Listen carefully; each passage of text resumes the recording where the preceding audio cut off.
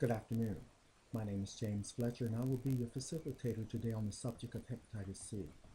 You may have been asked by someone to accompany them here today, or you may know of someone with the virus, maybe a friend, neighbor, coworker, or loved one, or you may be infected. Whatever the reason, I want to thank you for being here today. We want to give a short, informative presentation on hepatitis C that would enable you to take the information you hear and the handout you receive today into your community. The word must get out that hepatitis C kills.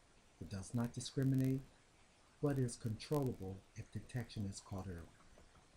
So what is hepatitis C? Hepatitis C is a blood-borne virus. You can only receive the virus through transmission of blood. The virus can lie dormant for up to 15 years without you ever knowing unless you get tested. What fools individuals are the symptoms of the virus. You will feel fatigue, joint pains, belly pain, sore muscles, which are all symptoms of the flu.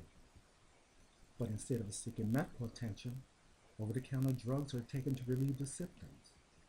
This is only a temporary fix, as the symptoms will eventually return.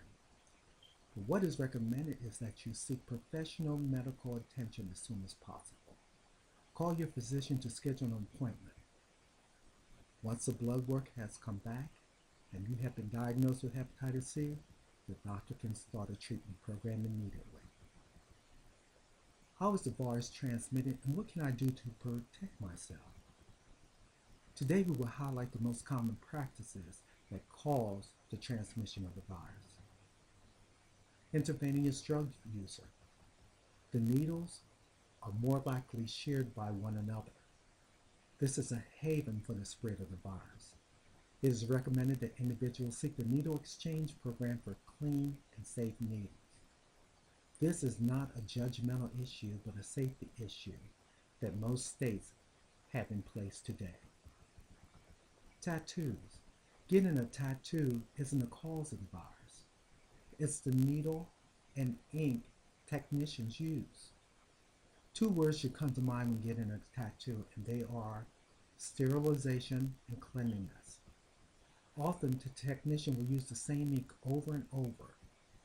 The ink may contain contaminated blood, which will transmit the virus to you. Or maybe the needle that is being used has not been sterilized properly. Guess what? You are now vulnerable to the virus. So what should I do? Before starting the process, ask the technician questions. You want to know if the needle is new or is it used and what are the sterilization procedures. Is the ink changed or is it being used for the next customer, which is you? If you do not receive an answer satisfactorily, it is time to cancel the appointment and seek another establishment. Do you frequent the nail salon?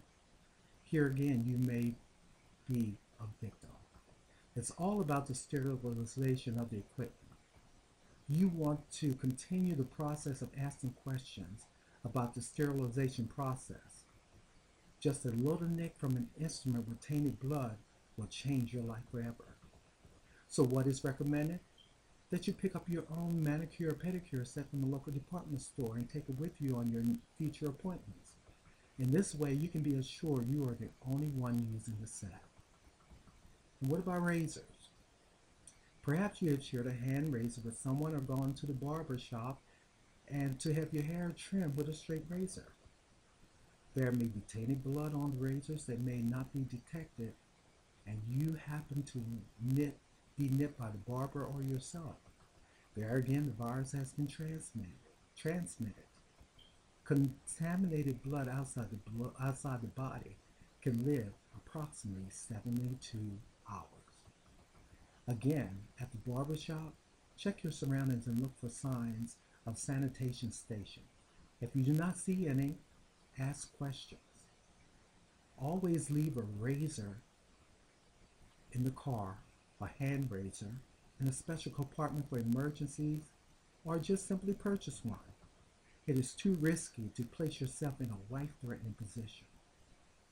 And I just want to reiterate, there is no vaccine to prevent hepatitis C, but you can reduce your risk of becoming infected if You do not share needles to inject drugs. If you are injecting drugs, the best way to protect yourself is by not sharing needles or other equipment. If you work in a healthcare setting, follow the institution's safety guidelines. Wear protective gloves and clothing, and dispose of needles and other contaminated sharp objects properly.